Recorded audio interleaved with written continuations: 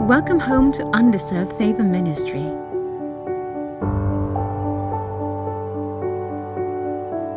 We are making Jesus, God's love and grace, known to the world.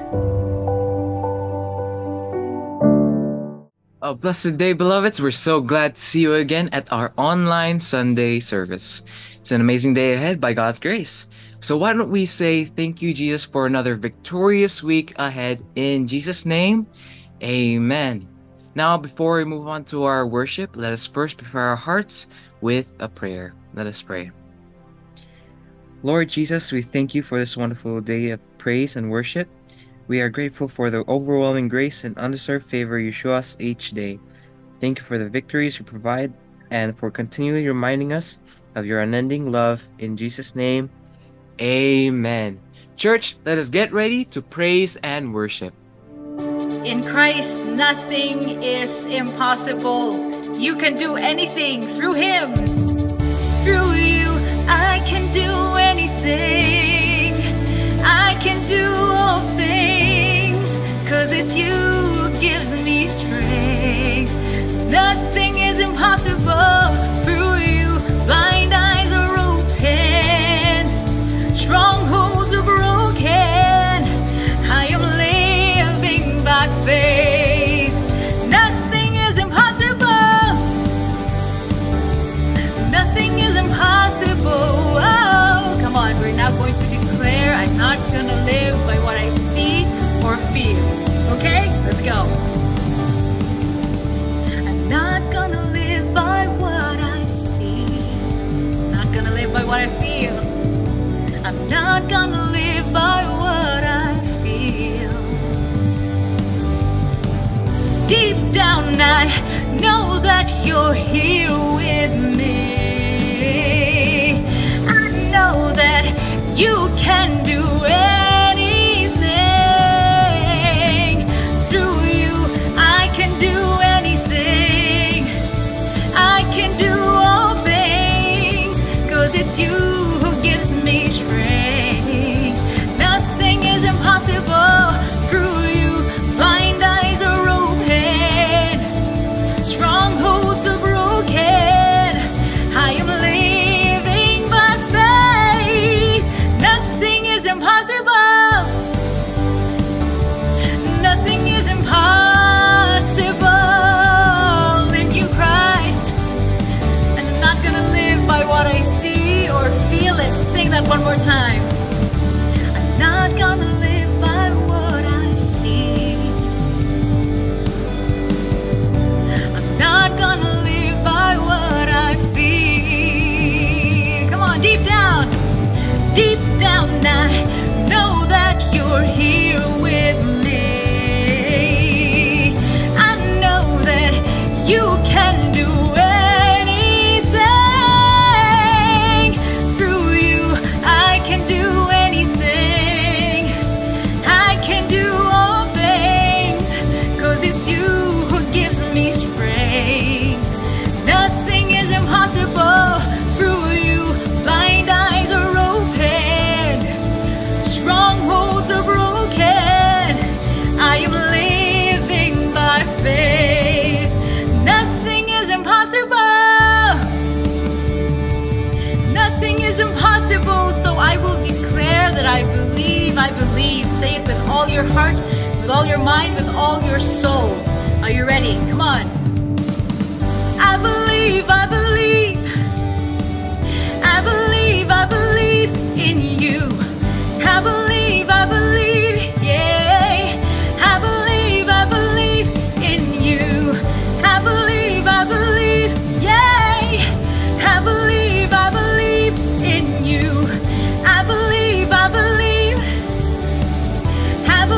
I believe in you. Through you I can do anything. I can do all things, 'cause it's you who gives me strength.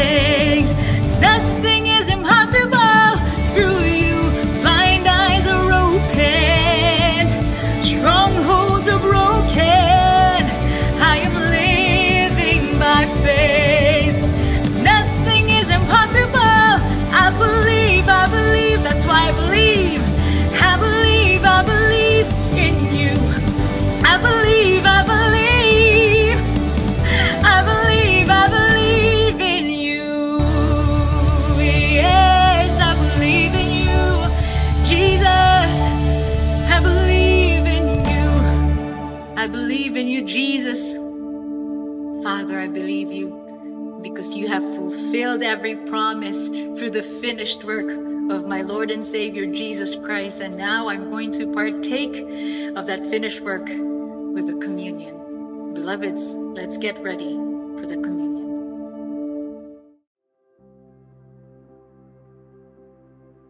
We have now come to our communion. Please make sure that you have your communion elements with you. This is a special moment because God has given us the opportunity to be reminded again that the bread and cup of wine is a reminder why you are settled and you have peace. Rest, do not fear, because God, through Jesus Christ, gave up His body and His blood, His life for you.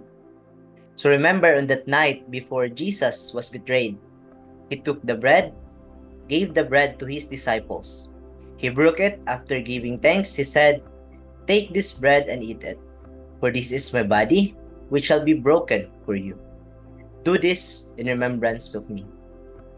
And then He took the cup, and He gave the cup to His disciples and said, "Take this cup and drink from it, for this is the cup of my blood, the blood of the new and everlasting covenant, and it shall be shed for the forgiveness of all sins. Do this as often to remember me." So let's now raise the bread, everybody, as we do this, witnessing one another and say, "Lord Jesus, you are my Savior. Your broken body made me whole. By your wounds I am healed. I receive it right now. Healing, wholeness for my entire body. From my head down to my toes, I am made whole. I am healed in Jesus' name. Thank you, Jesus, for loving me. Amen." You may eat the bread.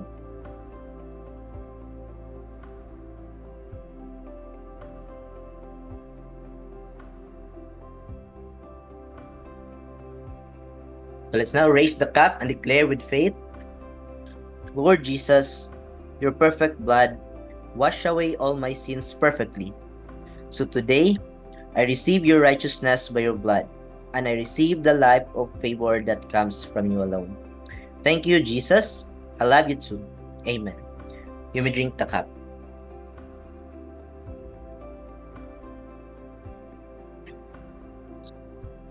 God bless you, brothers and sisters. Jesus, in you alone do I find who I truly am. In you alone I found my true identity. And in you alone I find how my Abba Father loves me so much. In you alone. In Him alone is our hope. In Him alone is our strength. In Him alone are we justified. In Him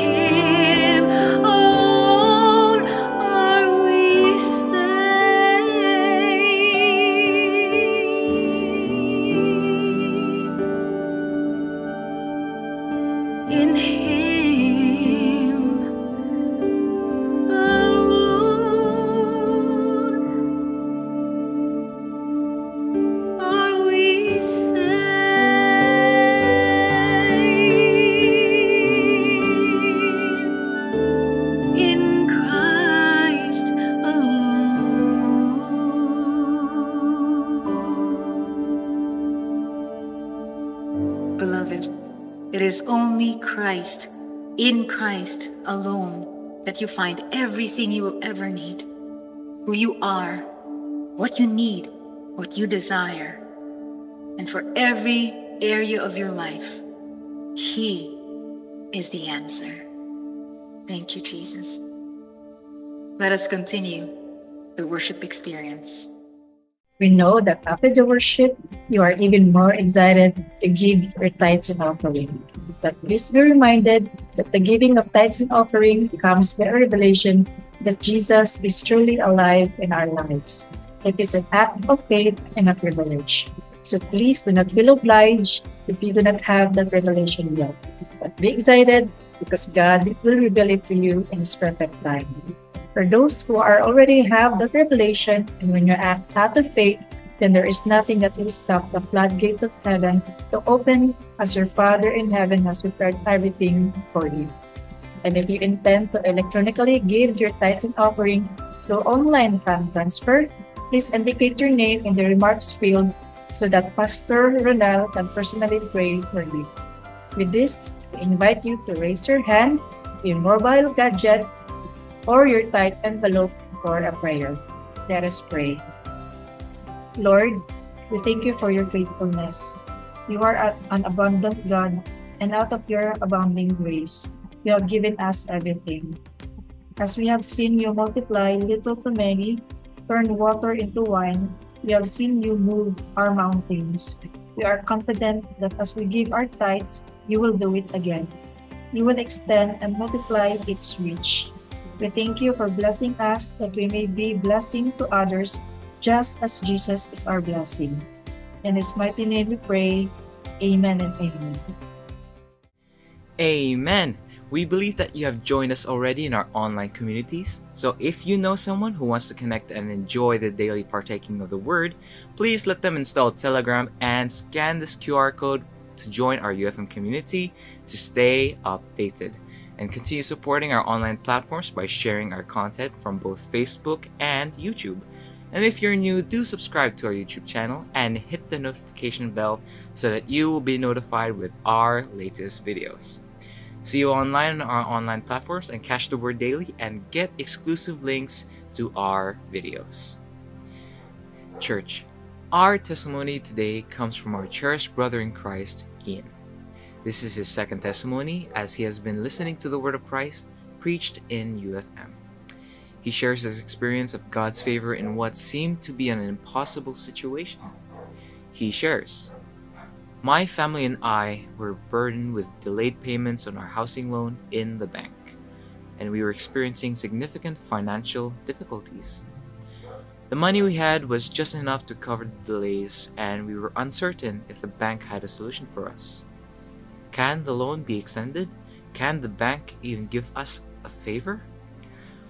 On our way to the bank, I felt anxious because we only brought 50,000 pesos to pay the delayed loan. And based on our calculations, we needed to pay 51,000 pesos. Additionally, I was nervous if the bank would really allow us to adjust our monthly payments. On the way to the bank, I prayed and told God that this looked like an impossible situation, and yet all I could do was to trust and surrender that He would take care of me. Philippians chapter 4 verse 6, which says, "Do not be anxious about anything, but in every situation, by prayer and petition, with thanksgiving, present your requests to God." I have been holding on to God's promises in this verse. When we arrived at the bank and spoke with the loan officer, she calculated our delayed payment, and it turned out we only needed to pay 49,000 pesos. It turns out that the money we brought was more than enough, and we have extra to spare to get home and to cover necessary expenses. Not only that, when we inquired about adjusting our monthly payments, the bank confirmed that it was possible, and they provided us with the solution. I know God's love and favor was at work, providing not only answers to our questions, but more than enough funds to pay delayed payments and more. When you trust and surrender to God, you allow Jesus to work through you. Beloveds, may this testimony remind us of how God causes all things to work together for the good of those who love Him and are called according to His purpose. That no matter how difficult or impossible the situation may be, He can work through us. And with that, let us now together declare who we are in Christ. Sa ganito. I am in Christ my Savior. I am righteous because of Christ. I am greatly blessed. I am highly favored. I am deeply loved. I am a winner. I am blessed to be a blessing. Lord Jesus, I trust in you. Amen. Church, that's who you are and more of who you are in Christ coming up. So let's go and enjoy the word for today. Blessed Sunday, brothers and sisters. Kumusta ang atong kinabuhi diha? I know we're from all over the place, no? Are probably in our homes or somewhere else that you're spending this time. Naminaw ka ani karon, and the truth that you need to be reminded today is that Jesus is on your side. You see, brothers and sisters, God is on your side. He is working things for your good. He is orchestrating good things and even bad things that the enemy puts in front of you for your good. No, himuon na sa tanan sa Ginoo, no? Para sa imong kaayuhan igsuon. So, muna nga, don't worry, ayo kabalaka sa imong kinabuhi karon. Remember, brothers and sisters, timan igid ni, God is on your side. Jesus is on your side. Unsa may buti pasabot ana. In fact, that's the title of our message today. Jesus is on your side. And unsa may buti pasabot ana igsuon, what does it mean when God is on your side? Let's read in Romans chapter 8, no, in verses 31 and 32. It says here, "What then shall we say to these things? If God is for us, who can be against us? Or who is against us? He who did not spare his own son, but delivered him over for us all, how will he not also with him freely give us all things?" Did you see that? If God is for us, no, kung naa sa ato ang Ginoo is on our side, who is against us? Kinsay makakontra kanato? Kinsay makalupig, makapildi kanato nga ang Ginoong Dios naa kanato, no? He is on our side. Ato siyang kakampi, no? Kakampi natin ang Panginoon. In verse 32, you see there, he who did not spare his own son, no? Wala gid niya gihikaw, no? But instead he gave, no? He delivered him over for us all. Alang kanatong tanan, iyang gideliver, iyang gihatag si Jesus Christ. How will God not also with him, with Jesus, freely, no? Say freely, mga igsoon. Freely give us all things. Wow! All things. God freely gives us all things, brothers and sisters. All. And if you look into the meaning, the original Greek word of this word all, it means all. Tanan, no? All things. He gives us freely. Why is that? Kay, siyempre mga igsuon, ang langit nung amahan, iyan ang gihatag ang kinakusgan sa tibuok, kalibutan o langit. No? Ang kinakusgan si Ginoong Hesukristo ang iyang bugtong anak. Iyang pinalanggang anak. Iyan ang gihatag ang iyang kinakusgan. Ang iyang kinakusgan si Ginoong Hesukristo ang manluluwas, naghimo na, no? Sa bayad sa atong tanang sala, gibayran na ta, no? We have been saved by grace. Nganong by grace meaning wa tay gibuhat nga angayan ta, nga pasayloon, limpyuhan sa tanan natong sala, himuon tang matarong righteous in God's eyes, and yet Jesus did that for us by his own initiative. No? He volunteered to do that. Si Jesus Christ, no? To wash away our sins, to suffer and die for us. Nag-volunteer si Jesus Christ. And because of that, ingon ang Ginoo ang langit ng amahan, kung gihatag na niya ang iyang pinakakusgan, ang iyang bugtong anak, unsa pa may iyang ihikaw, unsa pa may iyang dili ihatag nimo igsuon, no? Freely he gives us all things. Praise God! Igsuon, sugod pa lang ta. Grabe naka-powerful, no? Ang pahinumdum ka nato sa Ginoo nga timan-i, God is on your side. So, whatever problem, whatever concern, no, na mga issues, mga atong mga kabalaka, kaguol, no, sa mga paghitabo karong panahon na, no? And yet, God is on our side. In other words, dili ta mapildi ani igsuon. Now, here's the thing. Ano importante na siya that you realize that Jesus is on your side so that you will not be afraid. Don't worry, igsuon, ayo kabalaka, ayo kahadlok, ayo kaguol. Jesus is on your side, no? And if God is on your side, who can be against you? Pastor, even makasala ko? God is not against me? Yes, even makasala ta. Because, again, Jesus' forgiveness, washing of our sins is once for all. Once for all. Final, igsuon, but ipasabot ana. So, when you believe in Jesus Christ, surrendered to Him, you become the child of God, a new creation, and you can never die. Amen? Praise God for that. No? So, usahay lang mga igsuon, no? Makita nato nga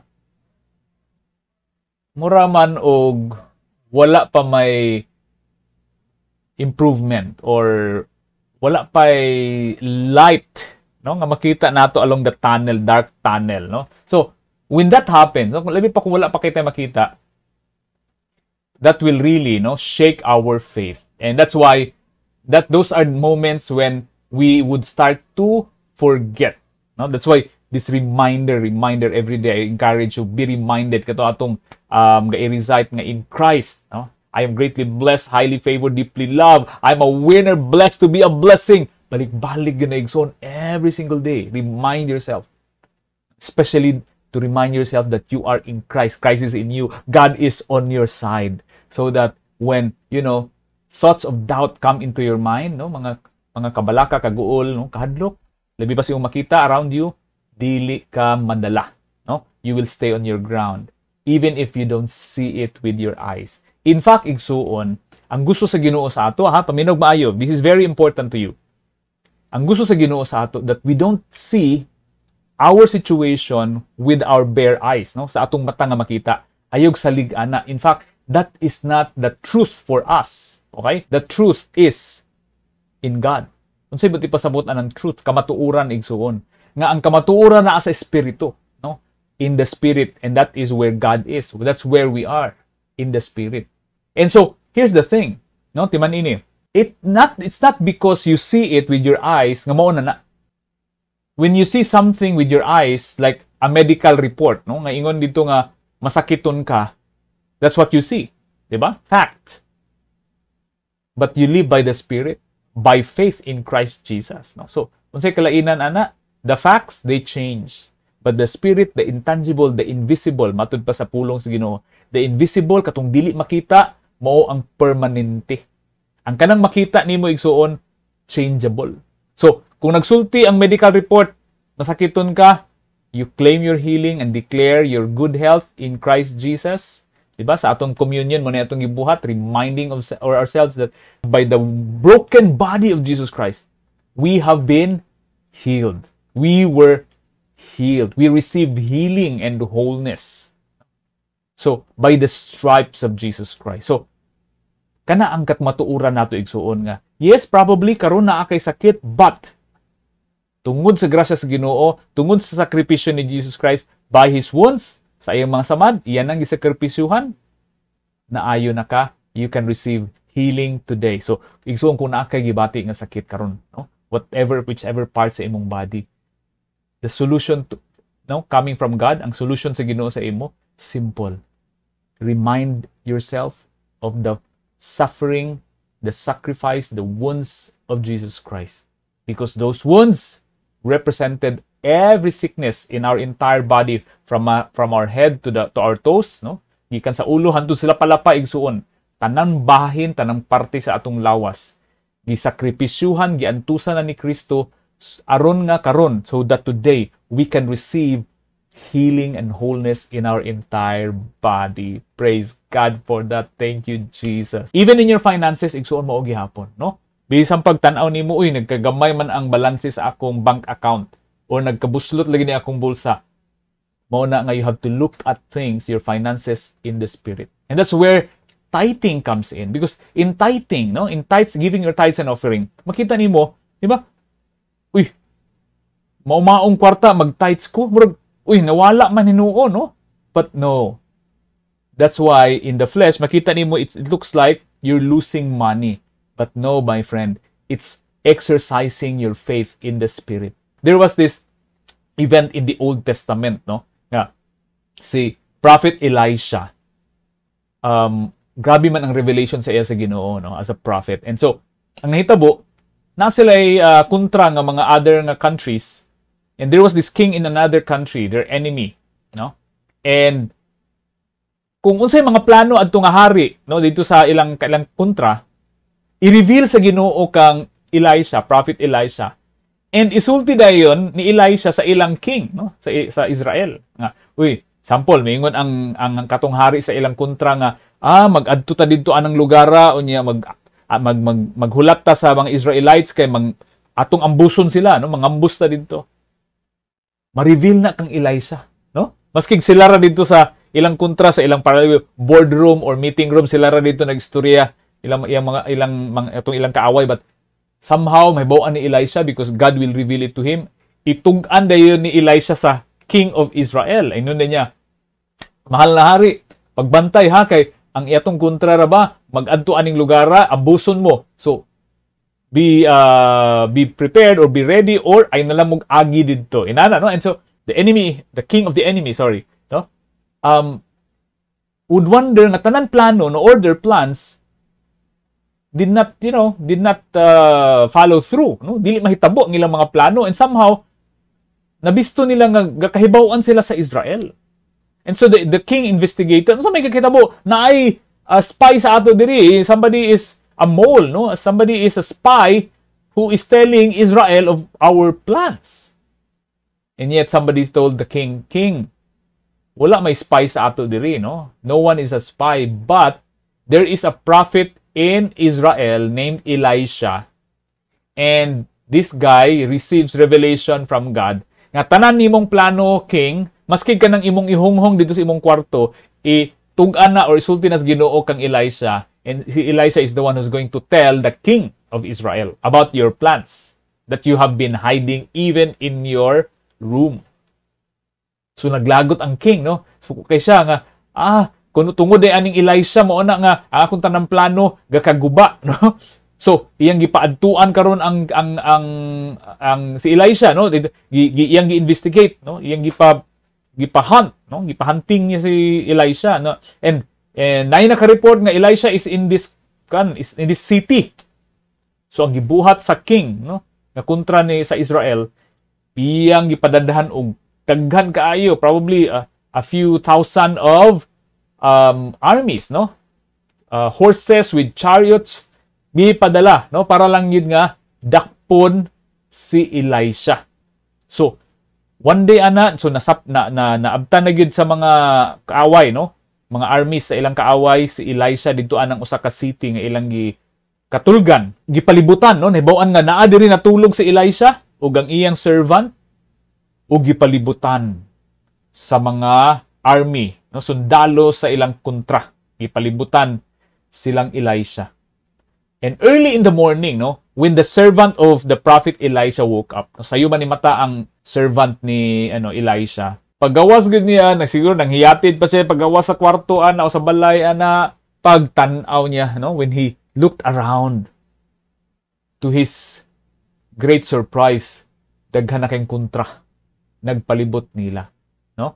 So in fact inani ang nahitabo, no? I'll read to you in 2 Kings chapter 6, no, verses 15 to 17. Now when the attendant, no, which is the servant, no, of the man of God, had risen early and gone out, behold, an army with horses and chariots was circling the city. And his servant said to him, "This is hopeless, my master. What are we to do?" Verse 16. And he said, no, Prophet Elisha said to the servant, "Do not be afraid, for those who are with us are greater than those who are with them. Kung ikaw ang servant ani, you will be wondering, naunsa naman ni ang akong master? Why is he saying na the one with us is greater? Nga ang ako makita, all the army of the enemy, no, with horses and chariots circling the city. So, what is he saying? Kung ikaw lugar si katong servant ni Elisha, maglibog yung ka igsuon, no? Probably mahadlok yung ka, na naunsa naman ang akong agalon, nga naingno naman ko, no? Nga di mahadlok. Kay daghan daw ang naas ato. Well, what happened here? In verse 17, then Elisha prayed and said, nagampo si Elisha. And what is his prayer? Lord, he said, please open his eyes so that he may see. And the Lord opened the servant's eyes and saw, and behold, the mountain was full of horses and chariots of fire all around Elisha. Wow.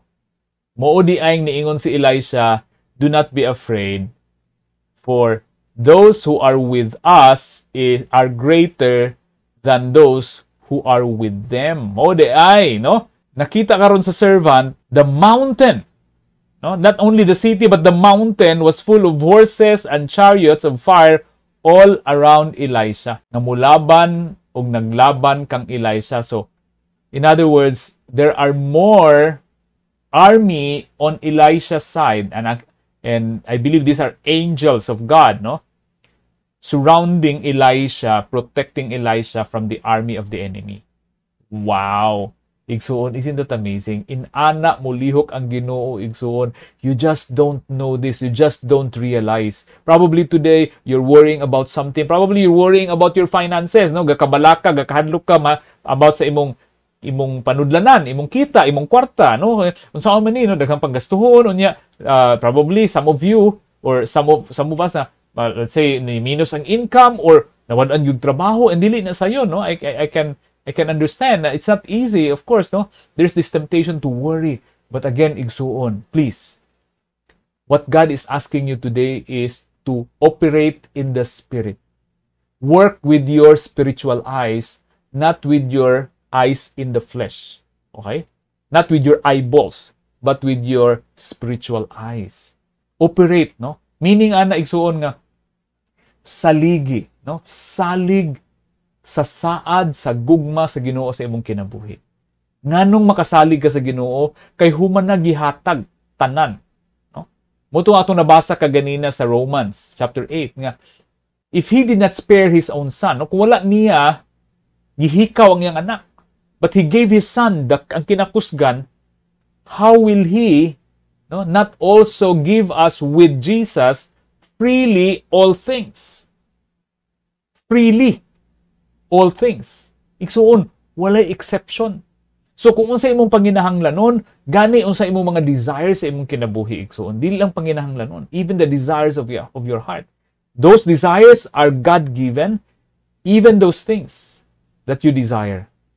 God gives freely all things. Ang gikinahanglan lang niya, igsuon, that you believe. Trust, believe. Sa Ginoo, faith. Sa Ginoo, pagtuo ang gikinahanglan. Yes, it may seem foolish ang kaning pagtuo, no? Mutuo ro lugar ka, mutuo lang ka unya, mo na day na, luwas na din ka, then God will deliver you from your troubles. Mutuo lang? Seems foolish, right? Seems crazy nga tuo lang, no? Kung daog-daogon ka, magpaubos lang yug ka, di ka masukol, di ba? Di ba isn't that a sign of weakness? Kahuyang? Hindi ka mangisog? Oh. Now, I understand what you're saying, igsuon. If you say that, I understand what that means, no? I can relate, no? Kay usahay pod makaingon pug ko ana nga unsa naman ni, gidaog-daog na ko ana, but again, humility is God's side, not anger, not pride. On God's side, it's believing and not, striving for yourself. On God's side is having this peace because you are assured that God loves you, that Christ has finished the work for you, that you have victory in Christ. Have that peace, not fear and worries, no, mga dili kahadlo kabalaka igsoon. So sa Ginoo ingon ana. In fact, I'll show you in 1 Corinthians chapter 1 nga mo gid ang pamaagi sa Ginoo, no? I'll read to you verses 25 to 29. God's plan looked foolish to men, but it is wiser than the best plans of men. God's plan, which may look weak, is stronger than the strongest plans of men. Did you see that? Igsoon? Ang plano sa Ginoo may look foolish. No? Marag, wala hinungdan. Or binuang man eh. But actually, it is wiser than the best plans of man. God's plan which may look weak, no? Di man ligon, di man mo succeed. Luya ba ani, kahina ba ani? May look weak, is stronger than the strongest plans of man. Wow. In verse 26, Christian brothers, think who you were when the Lord called you. Not many of you were wise or powerful or born into the family of leaders of a country. Verse 27, but God has chosen what the world calls foolish to shame the wise. He has chosen what the world calls weak to shame what is strong. Wow. Isn't that amazing? God has chosen the world, what the world calls foolish, no? Kabuang, way hinungdan, to shame the wise. Aron pakaulawan ang mga bright, no? Ug tingala na lang sila, makurat na lang sila nga binuang marag wa man toy bili nga idea pero grabe man og accomplishment. He has chosen what the world calls weak to shame what is strong. Brothers and sisters, before I continue to verse 28 and 29, can you relate, Ani? No, honestly I can relate, Ani, because I'm not very intelligent. I'm not very strong, no? In fact, from time to time, in fact, I would say, no, or many times, I'm on the side of the weak and probably the foolish because, you know, some people call me foolish, okay, because of the things that I do. But again, just be humble, and so on. Just, even if they look at you as weak, foolish, cool ka lang, no? Relax lang. Okay, you're not looking at according to the flesh, according to what you see, no, around you. You're looking around the things around you with your spirit according to God's word. Muna nga dili ka matarong igsuon bisa pag unsaon ka og hinaway, libakon ka, no, pagkasalon ka or ikaw pasanginlan, igsuon relax ka lang. Okay? You know the truth because the truth is in God's word. And just like what we have read here, what may seem foolish to the world, crazy, weak, to God, that is God, what God will use. No? Gamito na sa Ginoo so that katong mga proud, mga hambugiro, nga aghunahuna silang kaugalingong, kamao na kay sila, bright na kay sila, they know better than you, they will be put to shame. So don't worry about it. Ayaw na pakiglalis, pakig-away, igsoon. Cool ka lang dyan. Pray for them, of course. No? Na, Lord, lamdagi lang muna huna, Lord, but I'm operating in your truth, in your grace. I'm believing. I'm hopeful because you love me so much. So you operate, no, in that spirit, igsoon, and you are assured because Jesus is on your side. You have the victory. Amen. Praise God. And let me continue, no, in verse 28. God has chosen what is weak and foolish of the world, what is hated and not known. Wow. To destroy the things the world trusts in. Did you see that? Kaya ang tuyo day sa Ginoo is to destroy the things that the world trusts in. So kung unsa ang gisaligan sa kalibutan, ang tuyo sa Ginoo gubaon to, so that the world will know that it is only God who has the power and authority in this world. In verse 29, in that way no man can be proud as he stands before God. Wow. At the end of the day, igsuon, dili gusto ang Ginoo nga ipataas na imong kaugalingon. Mo nang di siya mosugot nga ipataas sa tao ang iyang kaugalingon. Kay ang tinuod, grasya ras Ginoo kung unsay iyang naabot karon, unsay iyang sitwasyon karon. So that's for all of us to realize and be reminded also, brothers and sisters, friends. The peace of God will reign in your heart, and you will enjoy every moment of every day. No? Forgiving others and just focusing on the goodness of God, having this confidence, no, nga di lagi ka matarog, di lagi ka maunsa. God is on your side. And so just operate in that. Believe. Jesus is on your side. He loves you so much. No? He suffered and died to pay for all your sins. Today, because He rose from the dead, you are assured of your eternal life. No? Heavenly life. A life of favor. A life that is powerful and filled with blessing. No? And God's goodness and abundance. And of course, where you are blessed to be a blessing. Amen? Praise God for that. So, brothers and sisters, I hope that you will realize more and more nga dili gid ta mahimong proud, no, sa atong kaugalingon, kundi to humble ourselves to always recognize nga, Lord, without you I am nothing, but because you are with me, in me, I have so much in life to enjoy in abundance, full and powerful life to enjoy. Amen. As we close, no, let me encourage you. I trust that God has been revealing these things to you right now and encouraging you, no, to really trust Him and believe Him, and to be reminded that He is on your side. Jesus is on your side. Nothing and no one can touch you by the grace of God. Brothers and sisters, continue to be reminded, continue to remind yourself. And I encourage you, no, spend time with Him every single day. Kung saan man na, pastor, ang spend time? Read your Bible. Meditate. No? Like karon, whatever you hear right now, the verses that we have mentioned, go through them, meditate, go deeper into the meaning, no? Read the whole chapter, kay verses raman to atong gibasa, talk to Him, no? And, you know, i-renew nimo, no? Ibalik-balik nimo kung unsang kamatuoran nga naa sa imo igsoon, no? Bantay nga, di ka mabisi sa ubang mga butang. Well, mabisi man gid ta, no? Sa trabaho, sa daghang butang, but make sure that you prioritize, that your focus is on Christ Jesus. Setting our eyes on Christ Jesus. And everything else, of course, there's so many things to do, we will do without losing our eyes on the one who is with us, no? Jesus Christ. And rest assured, no? Even when you make a mistake, you know God is on your side. You will never be forsaken. Di kanya pasagdan igsoon. Even when you fail, even when you sin, no? Kay nausahay natin atong mga weaknesses, no, nga di nato apungan, mga probably for some, no, addiction gyud or mga vices, mga bisyo, lisod kay mapungan igsoon. If you fail to discipline and maintain self-control, do not be condemned, because God has forgiven you.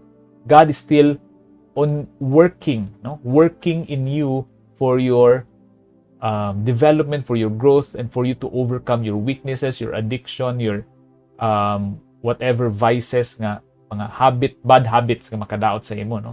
So God is still at work in you, no? Making you more and more, making all of us, myself included, by the way, maram akong nagsulti anig di ko apil, no? Apil ko igsuon, kita tanan, you know, we are always a work in progress des Ginoo, becoming, no, slowly but surely becoming more and more like Jesus Christ. Amen? Is that good news, brothers and sisters? Praise God. No, nga di kita pasagdan sa Ginoo, in spite of that a lot of things that will trouble our minds, kung kita makakita nga murag matempta, no, nga makalimot sa Ginoo. But God is just so amazing that even right now, no, you're being reminded that, you know, God is on your side, Jesus is on your side. He already finished the work for you. You are blessed to be a blessing. Amen. As we close, let me make this declaration over you. You may raise your hand to receive. I will declare this with faith, no, over you, because this is who you are. I declare in the name of Jesus Christ that you are the blessed of the Lord, the greatly blessed, highly favored, and deeply loved. Brothers and sisters, friends, I declare you are winners. You are the overcomers. All challenges that come your way, don't be afraid, because you shall overcome each one of them. Know that greater is He who is with you than he who is in the world. Praise God for that. So, brothers and sisters, I declare you are blessed to be a blessing, that you will have abundance overflowing in your finances, overflowing in your health, no? So you have so much health, energy, so that you can do something to serve others and bless them. I declare that you're so blessed to be a blessing, that you will create and you are creative and you will do things. The work of your hands will bless people around you, even your family, loved ones, and even many other people. And I declare that you shall glorify the name of God the Father and Jesus Christ, His Son, our Lord and Savior. And all these things I declare in Jesus' name. Amen and amen. Praise God. Thank you, Jesus. Brothers and sisters, enjoy the rest of the week glorifying God, glorifying Jesus, because Jesus is on your side.